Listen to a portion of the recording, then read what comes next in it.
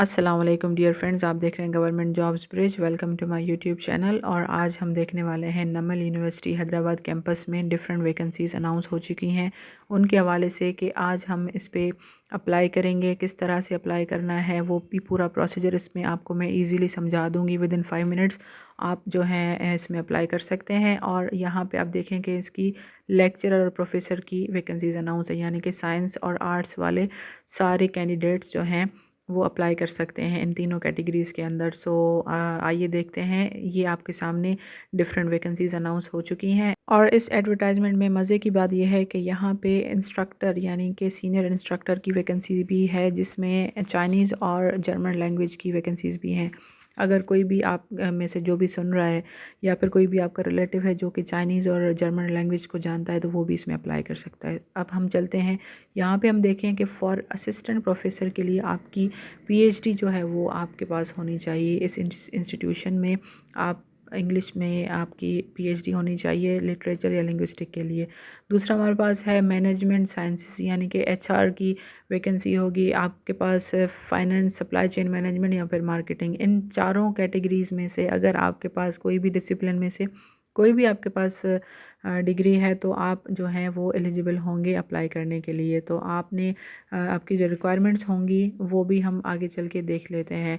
और उसके साथ साथ जो है आपके पास इन चारों में से अगर कोई भी डिग्री है तो वो भी आप आराम से अप्लाई करेंगे। पाकिस्तान स्टडीज़ के लिए पाकिस्तान स्टडीज़ की आपके पास डिग्री होनी चाहिए। इस्लामिक स्टडीज़ के लिए आपके पास एमएस, एमफिल या फिर आपके पास इस्लामिक स्टडीज़ के हवाले से आपके पास मास्टर्स की डिग्री होनी चाहिए। और इसके साथ साथ हम देखेंगे कि मीडिया एंड कम्युनिकेशन स्टडीज़ में आपकी जो वैकेंसी होगी, यानी कि अगर आप असिस्टेंट प्रोफेसर या फिर लेक्चरर होना चाहते हैं, तो इन कैटेगरीज़ में से या फिर इन डिसिप्लिन में से आपके पास ये डिग्रीज़ होनी चाहिए। मास कम्युनिकेशन की, मीडिया प्रिंट की, इलेक्ट्रॉनिक मीडिया, फ़ोटो जर्नलिज़म या फिर वीडियोग्राफी, इन चारों में से अगर आपके पास कोई भी 18 ईयर्स ऑफ एजुकेशन है और वो रिकग्नाइज्ड है एचईसी से, तो आप इसमें आराम से अप्लाई कर सकते हैं। असिस्टेंट प्रोफेसर के लिए, लेक्चरशिप के लिए, यानी कि जो भी आप आर्ट्स वाले बंदे होंगे, बिज़नेस एडमिनिस्ट्रेशन जानते होंगे, पब्लिक एडमिनिस्ट्रेशन जानते होंगे, तो आप आराम से इनमें अप्लाई कर सकते हैं।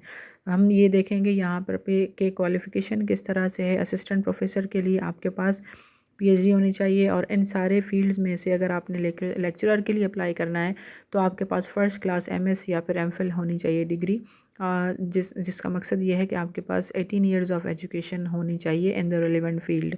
ठीक है, अगर आप फॉर एग्ज़ाम्पल मास कम्युनिकेशन में है या फिर पाकिस्तान स्टडीज़ के लिए आप अप्लाई कर रहे हैं लेक्चरशिप के लिए, आपके पास एमएस होना चाहिए या फिर एमफिल की डिग्री होनी चाहिए।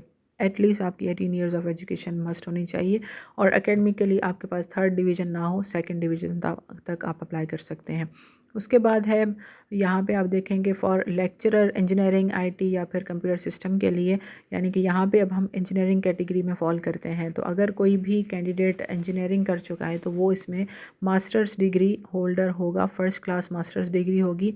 इन तीनों में से कोई भी आपके रिलेवेंट फील्ड होनी चाहिए और थर्ड डिवीज़न आपका नहीं होना चाहिए। अब हम आते हैं सीनियर इंस्ट्रक्टर की पोजीशन पर। तो यहाँ पे आप देखें कि आपको दोनों अलग अलग लैंग्वेजेस नज़र आ रही हैं, एक चाइनीज़ और एक जर्मन।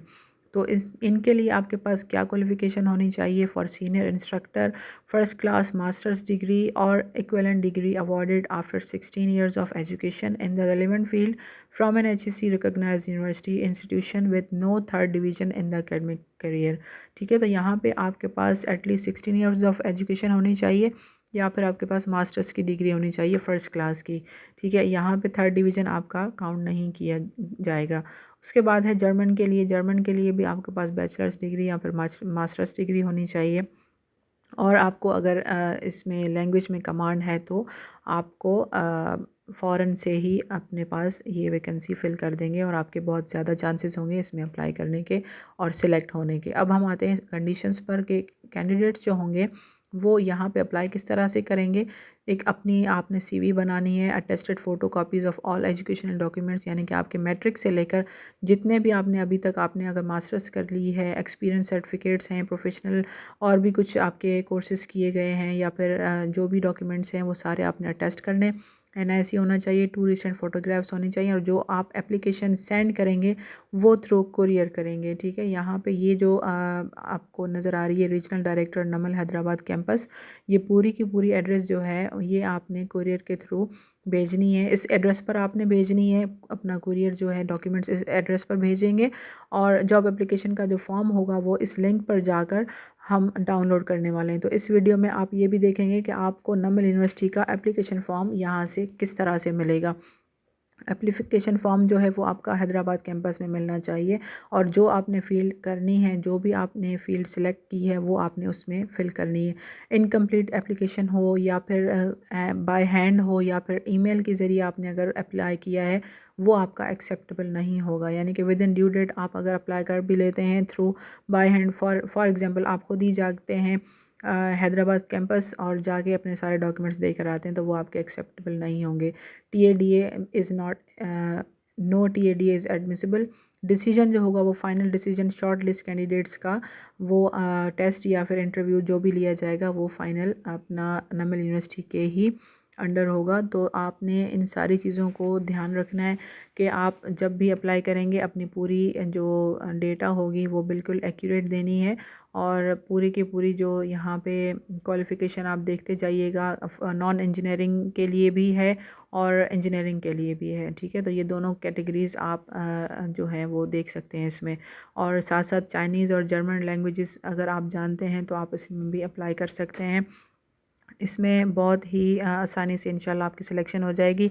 अब हम अपने नेक्स्ट स्टेप पर चलते हैं कि हम अपना नमल यूनिवर्सिटी का एप्लीकेशन फॉर्म जो है वो किस तरह से डाउनलोड कर लेंगे।